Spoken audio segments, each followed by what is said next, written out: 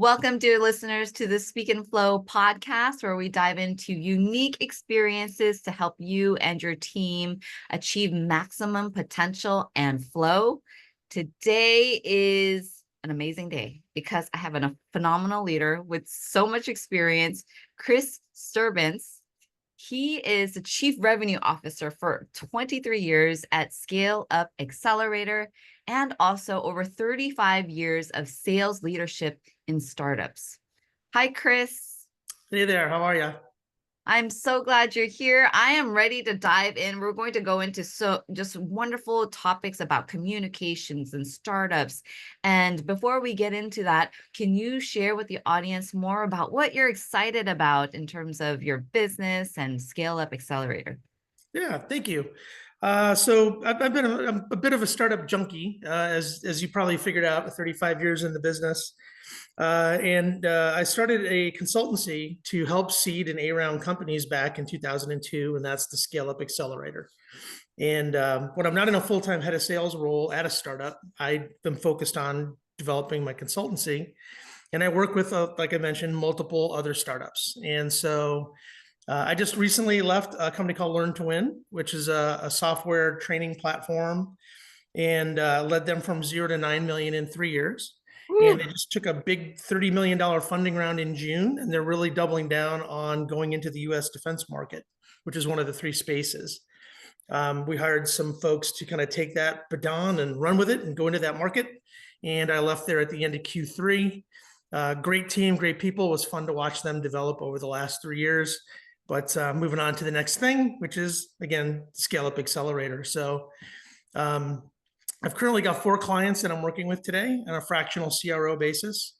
Go-to-market, consulting, training, co-selling, teaching them presentation skills, whatever pieces they need to grow their business. Mhm. And the thing that's really fun that I'm looking forward to over the next several months is there's this phenomenon of startup accelerators that has really started to come into existence over the last 5 to 10 years. They weren't around in the current form when I got started in this, but these accelerators are really interesting because they are designed to take first-time founders with an idea and turn it into a viable business and then grow. And they do that by offering funding, access to mentors, as well as this community of other startup resources that can help make them successful. And most importantly, they give them access to corporate partners that are large corporations that actually want to work with startups, which is one of the biggest barriers to startups. As a little micro company, frequently big companies like, how do I know you'll be in business next week? How can I trust you, right? But these big companies have innovation teams that actively are looking for these cool new technologies and ideas.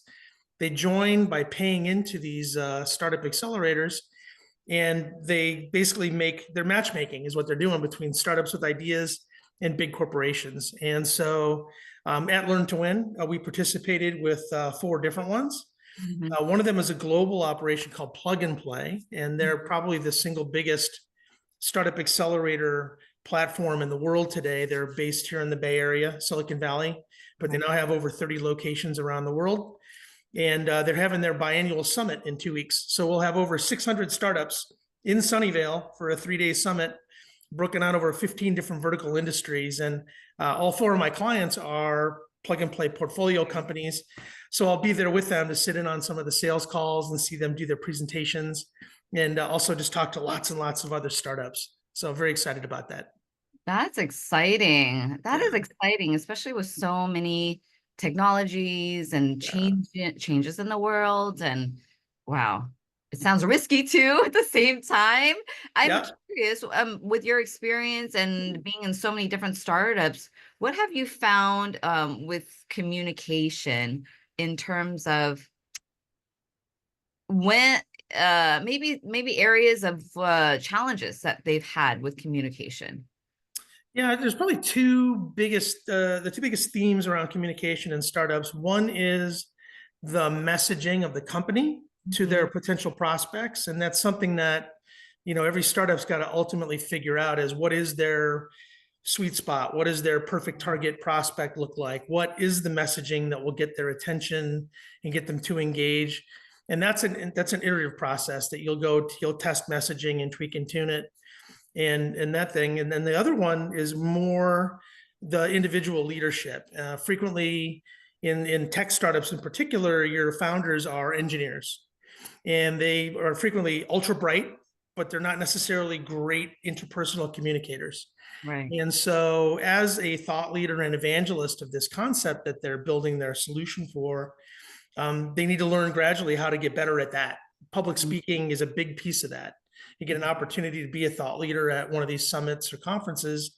You need to be an excellent presenter and not have your lack of presentation skills be a distractor from your message, right? And so there's the personal level communication skills, and then there's the communication of the right messaging from the startup to their prospect community. I totally get that. Yeah. Because you can have the right messaging, but if you don't have that confidence as a leader to be able to communicate that Mhm. effectively, it's going to go flat. And on the Yep, opposite, I might have so much confidence, but if the messaging is not correct, it's still not going to work. And exactly. I'm curious, can you give an example of what happened?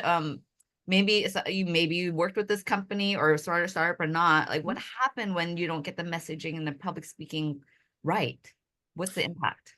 Yeah, so the two most important areas for a founder of a startup to be good at this and where they fail at it, it could kill the business.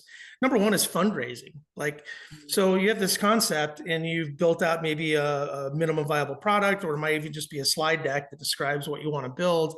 And Mhm. now you're going to go approach angel investors or venture capital firms or PE firms and try to raise money. If you can't nail that pitch, you are not going to get money. And so the business may either A, never get off the ground, or B, run out of money when it's still in its infancy, right? So that's the first audience and the first particular communication skill that a founder needs to nail, right? They've got to be able to not only, articulate here's the problem, here's the solution that I'm going to build for it, but you also need to be credible that I'm a business leader. I can build a business around this comfortably and successfully if you fund the project, right? Yeah, That's really what you're doing when you're doing fundraising is right. you're convincing a venture capitalist or an angel that by giving you money, you're going to give them a multiple return back because Yeah, you're going to take that little bit of money and use it to grow your business, right? yeah, So that's the yeah, big one. And then the other one again is the communication of the startup to their target market, right?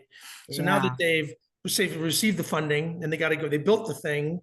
Now you're going to approach a prospect and you have to talk to them in a way where what you're saying resonates with them. And they go, yep, I have that problem. And yeah, then you're describing, here's how I'm going to fix that problem for you. And they go, yeah, I could see how that would work and help me. And they have to believe you. You have to be credible, right? So yeah, you have to know their world. You have to know their problem, to speak in their kind of vernacular, for that right. industry or role. Oh, and then what about their team? And then the team. So that's just the very beginning. That's just the Yeah. founders, right? Yeah. Woo. So it's interesting is the specific area that I'm focused on with my coaching is around the transition from a founder-led sales startup where the person that built the thing is doing the evangelizing and did the first couple sales, and that conversion to what we call a scale up or revenue growth company, right? Mhm, And mhm. so that ultimately, as the business grows, the CEO cannot do everything, right? And the nature of the startups in the beginning is everybody kind of does everything. Right. But as you grow, you can actually hire in people and start to specialize on different areas. And so as the CEO needs to kind of back out of being in every sales call, doing every deal, they need to bring in either a sales leader or a salesperson. And there's a number of conversations about which way to go. Do you bring in a sales rep and have them, from maybe the industry you're selling into? Or do you Mhm, bring in a sales leader that can build out the whole team, starts mhm, as a player coach and then gradually builds underneath them? Or do you mhm, bring in maybe a junior sales development rep and all their job is to do is to set meetings so that you can go talk, right? And mhm. those are three different approaches to it. And so when do you hire your first rep? Which flavor do you hire? And a lot of it has to do with, again, with the CEO's bandwidth in terms of time, resources, and experience, right? Which one will be most successful for them will vary, right? And so at that point, the team starts to expand off and similar things in other roles, right? The CEO at that point may have more of a chief technology officer sort of scope Mhm. and bring in sales and marketing and other folks on the accounting side and that kind of thing around them. So developing the team, you want to do it in a way that complements the skills that you do have and fills the gaps that you don't have, right? Yeah, yeah, that's so key, right? Yeah, because sometimes we want to just be with the people that agree with us, align with us, and so there's not complication or friction. But like you said, it's also important to get the different perspective, different expertise to fill in Yeah. Mhm. and not be afraid of that. Yeah. And so it's not, yeah, when you don't have the communication skills, it's just you're not going to get the funding. It won't be, it will be difficult to scale and to get, yeah, get market share to have people buy your product or your app or your technology. Yep. And so what happens when they do have the right communication skills? So it's interesting. You and I chatted about this a little bit earlier, Yeah. which is that it's one of my favorite things is developing people's skill sets and watching them grow, and in conjunction now with making their startup successful and growing that business. And so it's kind of fun as I do weekly coaching sessions with these folks, and we'll have discussions about a specific deal that they're in the middle of. You Okay. know, we were cruising along and everything was going great, and then they ghosted me last week. Like, what do you think I should do? And we'll Mhm. talk about different techniques that they could use to re-engage that person. Mhm. And it's really fun because we have these conversations like, oh, I never thought about that, or I was waiting for them to call me back, or Yeah. how often is too often to reach out? What are Right. the different ways you could reach out? And so we actually strategize on an individual scenario the best ways to approach it. And we call it, I call it homework because it's super fun. We'll go through the deals and we'll assign homework out. And a week later, they'll come back and go, that's amazing. It worked. You know, Yeah. not only is the deal moving forward over here, but I got to the technical buyer also. And so they're moving in parallel and everything's Wow. going faster. And I didn't Yeah. even know I was able to reach out to that guy and stuff like Mhm. that. So it's kind of fun because they're not only seeing instant results, which is gratifying for both of us, but they're learned a new technique now and they can start to apply it as they move forward in other environments, right? Right. So Because it's many been, times, like you mentioned, we don't want to bother people. We think yeah, we're intrusive or, yeah. And so you're encouraging them. You mentioned different avenues, different methods to engage. It doesn't just have to yeah, be a phone call or a text. It could be email. It could be social. It could be, but also giving them value when you reach yep, out versus, hey, how you doing? Yeah, yeah. It's not like, hey, where's the deal? where's the Where's deal? the deal? I know. You ready to I've had sign? that Where's the happen to deal? me before. She's on the phone with me and I know she wants to pitch me something. She's like, "How are you doing?" I'm like, "Good." Yeah, I knew it yeah, was awkward for and her. yeah, And what do you so I was yeah, waiting for the right moment for her. Like, had she said something like, "Can I help you with XYZ? I see that this is happening with your company. Let me help you." That would have been great. yeah.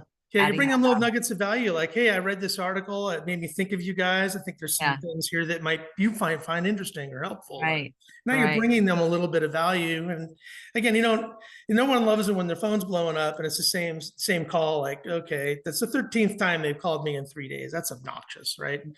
Mhm. Plus, no one ever answers their phone anymore unless they know who you are. But touching somebody once a week and then bringing them those little pieces of value like that, no one's offended by that. And if Yeah. it's the right nugget at the right moment, they'll jump Exactly. on it and they'll want to talk to you about it, right? That is so key. That is so key. And I Yeah, think that's a cataloging. When you do that more often, you could catalog all those key nuggets that you're yeah, getting, and then you have a whole library of them. For exactly. yeah.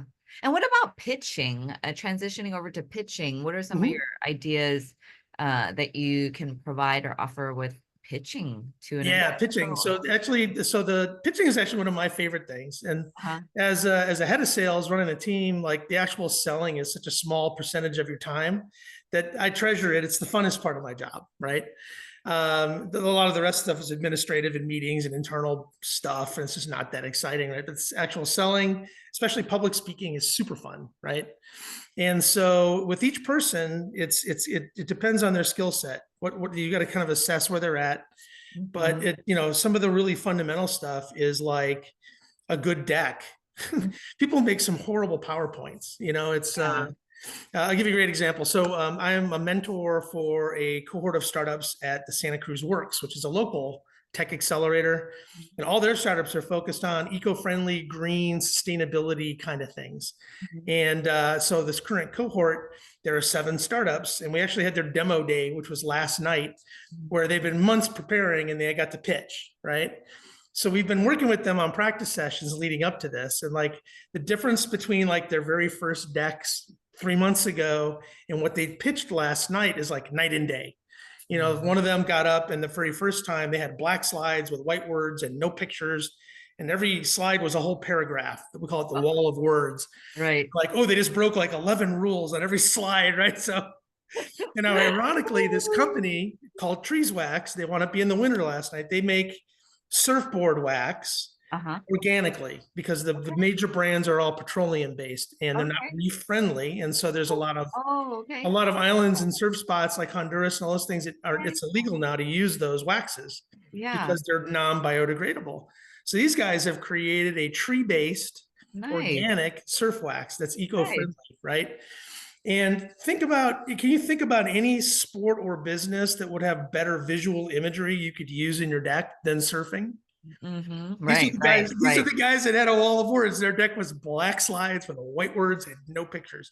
So the deck that we saw last night was tremendous. It had epic pictures of surfers and reefs and each slide had no more than like 4 bullets with short points on it. And they nailed it. It was a lovely deck and they wound up winning the competition last night. So Nice. but that's as an example. So it starts with the deck, right? Right, right. Some basic visual formatting stuff. And then it's about what is the messaging of the deck. And part of that is who's your audience. So you have a pitch deck for investors. You're trying to raise money. So then you're talking about total addressable market and how we're going to scale, et cetera, et cetera. But then you have your sales deck, which is really pitching your prospect. You have this problem, get them to nod. Okay, this is how we're going to fix the problem. This is how it works. This is why my company is best positioned to do this successfully for you, right? And then there's thought leadership decks where you're doing public speaking and you're basically trying to build credibility and awareness about your business, but you're not actually selling your product there, right? So and like frequently today, like it's all about AI, right? Everything's AI, AI, AI. How how does AI impact a particular industry and different ways to think about it? And of course, you're weaving in, those applications that actually promote your solution, but it's not direct selling, right? So there's 3 very different pitch decks. Right, And right, so you have to think about that. Like, what does that structure look like? And then they have to be very comfortable on stage presenting or on Zoom or whatever, right? right. How do you help them with not memorizing or feeling more comfortable presenting it with the content? Yeah, two I things. find that balance of, right? Yeah. Okay, how do you, yeah. Well, the number one thing is repetitions. It's just getting your reps in. It's like any sport or Or, activity. If you spend the hours and do the cycles, you'll get better at it. Mhm. And so, I tell them you practice at home alone, like do your slide deck out loud though. You got to do it out loud and time Yes, yourself, right? Because yes, frequently it's a 5-minute slot and it take 12 minutes to deliver it. That's a fail. I'll cut you off. right, right. And they say it inside internally, thinking that they're practicing. Yeah. And I'm like, nope, say it out Yeah, loud, yeah, use your hands and yes. have a clock there and practice. And you'll find out what parts like just don't flow right off the tongue. And you'll gradually build a rhythm around your slide deck, right? And then again, some basic fundamental pointers like don't read the stuff on your slide, right? Like have a slide and have minimal words on your slide because when you go to a slide, everyone looks over your shoulder and reads the slide. So if it's a whole bunch of stuff, they won't even hear the first 20 seconds of whatever you're saying. But have a short slide, maybe with an image and 3 or 4 quick bullets. Go to the slide, leave it up for a second with a pause, and then tell the story around it. Don't read the bullets on the slide. Things like that, right? And so, and I make them pitch me like, okay, I'm your prospect. Do you deliver the deck? And I'll take notes, and at the end, we'll come back and we'll record it so they can see what they did and didn't actually do. And then we'll go back through and go, remember that part we talked about this thing? Yeah, skipped it entirely. Or, you were reading the slide over here. And like this slide's got too many words. Let's skinny it down, right? Right, So really fundamental presentation skill stuff, right? right, right. That's where practicing in front of an audience supports them. Yeah. Yeah, getting that feedback, getting Yeah. Pitch your family, pitch your kids, pitch your wife, pitch your husband, anybody, get their feedback. Right, right, right. Well, it works. It works. You've helped all these startups make it a success. Yeah. I mean, I'm so fascinated that what made you just enjoy and go into the startup world? What is it that fascinates you about it? It's kind of interesting. So I went to UC Santa Cruz and I got a degree in computer science. And I was of that generation where PCs in schools was like a brand new thing. My senior year in Yeah. high school, we actually had, there were Apple Macintoshes, right? Yeah, yeah, Apple yeah. IIe's, I think. And I was just fascinated because I'd never had my hands on a computer prior to that moment. And I was 18, kind of a science math geek. And I was like, this computer Yeah. stuff is really cool. And so I applied to the various University of California schools. And Mhm. I didn't know what I wanted to do, like a lot of kids in high school age, but I was interested in the tech. I just thought it was really interesting. So I figured I would start a degree in computer science while I figured out what I really wanted to do. And so I started that degree. And after my freshman year, I wanted to get a summer job as we all make some money over the summer. And I sent out like 23 paper letters Mhm, and I got mhm. 7 paper responses and 4 interviews and 2 offers. And, Wow. and the 2 offers were from IBM and some other company that I don't even remember who it is now, but IBM was offering $8.55 an hour at the time when minimum wage was $3 an hour. And I was like, this is huge. So I took Yes. that internship for the summer, and what it turned out to be was one of the big sales branches in San Jose, and it was effectively a CRM database administrator. They didn't Okay. call it that yet, Right. but it was their big database of prospects they were trying to sell their stuff to, right? And so my job was to cleanse the data, pull lists, and we would do letter stuffing. You would print letters in envelopes and labels, and we'd have Yeah. stuffing parties. And because it's like email spam, but it's paper, and we would mail stuff out to be an invitation to a luncheon or something, right? And so I did that for a whole summer. And for me, the thing that was fascinating was the stuff I was studying at school, which was like data structures and databases. And I could see how you actually applied it in real life in a useful way. Like, oh, this is why businesses buy computers and use these databases. This is what you could do with that, right? Mhm. So flash forward, they invited me back every summer, and I did it for 3 years. And when I graduated, the branch manager sat me down and said, Chris, you've done a fine job here. We really like you, and we'd like to offer you a job when you graduate. And I'm like, cool, that's amazing. He goes, well, you get a choice though. There's 2 different jobs. There's the sales rep role, Okay. and there's the systems engineer, which is like a pre-sales technical engineering person. And everybody thought I would take the SE role because I had this computer science degree. And he's like, which one do you want to do? And I go, well, I like the sales rep role all day. And he's like, really? Like, why is that? I said, I've been watching this for 3 years now. And so the sales reps look like they're having fun. They wear really nice looking suits. They drive nice cars. And then the poor SEs are schlepping gear around and they're all sweaty and the demos never work. And like, that seems like a no brainer to me, right? I didn't know Oh, about quota yet, about that's how funny. you get to be a successful sales rep. I just watched their day to day and I was like, that looks like a much cooler lifestyle. That's hilarious. So my first job out of college was an IBM sales rep, and I did that for 3 years. And what I took Mhm. away from that was still really into this technology stuff. I like selling and I'm good at it. Not real keen on the giant corporate environment, right?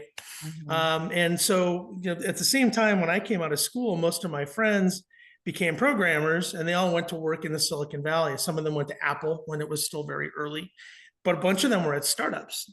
And they were like, dude, you wear a suit and tie every day. You work for this big IBM company. That must really suck. And we're having all this fun over here. We have beer busts every Friday.